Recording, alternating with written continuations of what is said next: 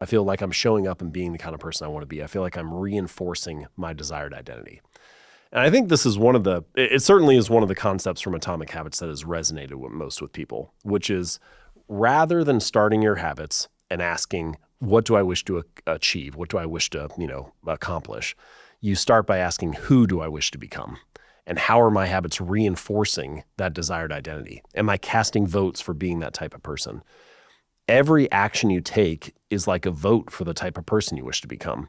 So if you sit down and you study for 20 minutes on Tuesday night, you are casting a vote for being studious.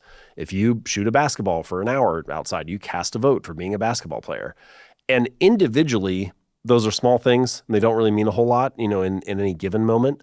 But collectively, if you do it for 3 months or 6 months or a year, you cross this invisible threshold at some point where you say, yeah, being a basketball player must be a big part of who I am. And you start to take pride in being that kind of person. And if you take pride in it, if it becomes part of your story, then you'll fight to maintain the habit. And now all of a sudden, the situation is flipped. Now you're trying to do it rather than trying not to do it. Rather than trying to motivate yourself to stick to it, you're just saying, this is part of who I am. Like I get up and I go for a run because I'm a runner, not because I have a half marathon in 3 months. I'm doing it because I like being this kind of person. So I think the question of what are my actions reinforcing? How are my habits feeding my desired identity is an interesting thing to play with, and I think an important question for all of us to ask ourselves.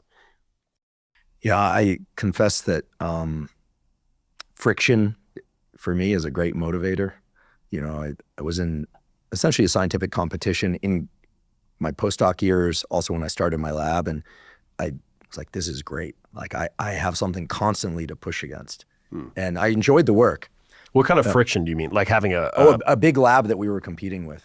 And it was a new area. A bunch of tools had arrived on the scene. We were developing tools. They were developing tools. And it was very, very competitive. And I was like, this is so great. Felt like a little arms race. Yeah, and it was. And they got their piece and we got our piece. And it all worked out. But I think competition can bring that out. And I think it was really healthy. And it raised the anxiety level, certainly. Because in science, you can actually get scooped. You can work very, very hard for a lot of years and someone can beat you to the punch. And you have to tell the student or postdoc, like, we are resetting. And when I was the postdoc, it was scary. So you try and find your corner where there's a bit more assurance that you're going to be okay no matter what, but it's not always the case. Sure. Especially if you pick the problems that are like very timely, like the tools just became available to answer questions that people have wanted to answer for a long time. And it's just a cluster. Yeah. And so I used to think, gosh, is this unhealthy? It's just like really unhealthy. I'm waking up at 4 a.m. and going to lab and like beating them. I'm like, no, are you kidding me? Like it was part of building my career, but I wouldn't want to do that forever. And so the flow piece sounds really, really nice. And at the same time, I don't know, I agree completely with what you said, that in the friction, you get these sort of breakthroughs of like, oh, this went well for 5 minutes. I really enjoy this. And you start to hold on to those pockets. You said you really enjoy the workout, the set.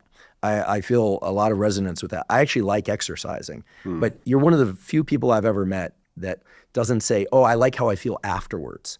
I like how I feel afterwards, but I also like how it feels in the moment. It sounds like you do as well. Yeah, I like the act of it. I like the practice of it. Yeah, I mean, that's a gift that you had to work for. I think so. To the point that you just made, it's hard for you to imagine always being in that flow or always feeling that way about it. And also the competition can be very healthy.